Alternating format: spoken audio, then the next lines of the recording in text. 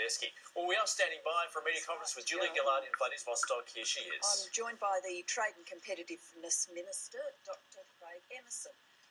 This morning here at APEC in Vladivostok, I've had the opportunity to meet with my counterpart, Prime Minister O'Neill from PNG.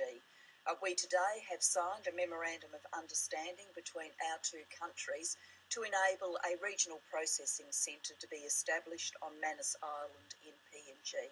I thank Prime Minister O'Neill for the spirit in which he's entered into these discussions. I've had the opportunity to talk to him about this face-to-face on two occasions now, one at the Pacific Island Forum and one here today.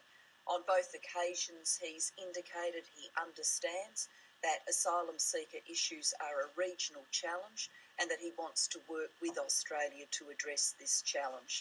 With the Memorandum of Understanding now signed, we can commence work on Manus Island. As I believe people would be aware, work has already commenced on Nauru. Reconnaissance teams have been to Manus Island as well. Our aim here is to establish both regional processing facilities as soon as possible. As Minister Bowen and I have said consistently, now the legislation has passed the Parliament. Any asylum seeker venturing to Australia on a boat is at risk of being transferred to Nauru or to Manus Island. But even more worryingly, they are at risk of losing their lives because we continue to see so many tragedies at sea. Our message to asylum seekers is do not risk your life on a boat. Do not pay a people smuggler. Stay where you are, and Australia is making available more resettlement places, 20,000 resettlement places in our humanitarian stream, so that there are more opportunities for people to be processed and to get an opportunity for resettlement in Australia if they do not get on a boat. I've also had the opportunity this morning to have a bilateral discussion with the Prime Minister of Malaysia.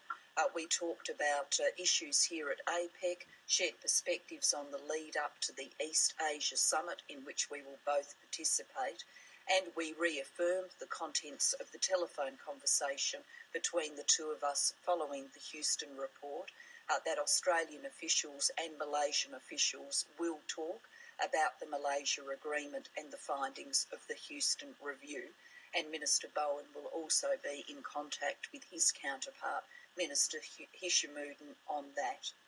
I've had the opportunity today to participate in an education forum as well. It was a good discussion about the meaning of education in the modern age and how pivotal it is to the future of countries, including our own. I am now very confident that here at APEC we will reach agreement to work together on increasing student mobility, the mobility of academic staff and of education providers in our region. Education is a big export industry for Australia. It's our third biggest export industry at $16 billion. Around $10 billion of that arises from trade in education services within APEC, within the economies of APEC. There are around 175,000 students from APEC nations studying in Australia. People often ask themselves, what will the future of our economy be beyond the days of the resources boom?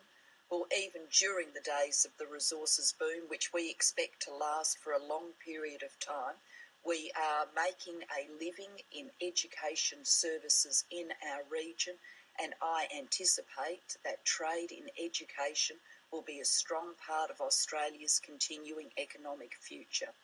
We are seeing the century of growth and development in the Asian region, the economic weight of the globe moving to the region in which we live. The resources boom is a down payment on the prosperity that will flow during this century of change, and certainly strong demand for Australia's services, including high-quality education services, will be a boom industry for us during this century of change. It's therefore good news for Australia that APEC is getting on with the job of making sure that we can look forward to a future of greater mobility and exchange in education. I want to see more students from our region study in Australia. I want to see more Australian students go into the countries of our region and do some section of their education in the countries of our region. I want to see exchanges between academic staff, and I want to see Australian education institutions have further opportunities to develop campuses and places for students to come and study across our region in the future.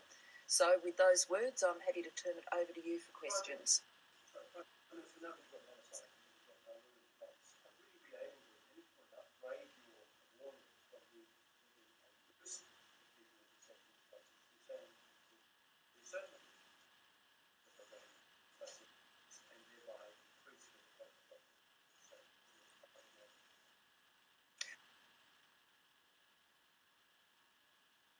Well, the message is that people are at risk of being transferred. We will work to develop the temporary facilities at Nauru and Manus Island, the tents that are being bolted up on Nauru as we speak, and people in the future will be transferred. You will see some people transferred to Nauru and to PNG. So the message is you're at risk of being transferred if you get on a boat now, but I continue to point out the more profound risk is that you are at risk of losing your life. We have seen too many people die at sea because they've got on unseaworthy vessels because of people.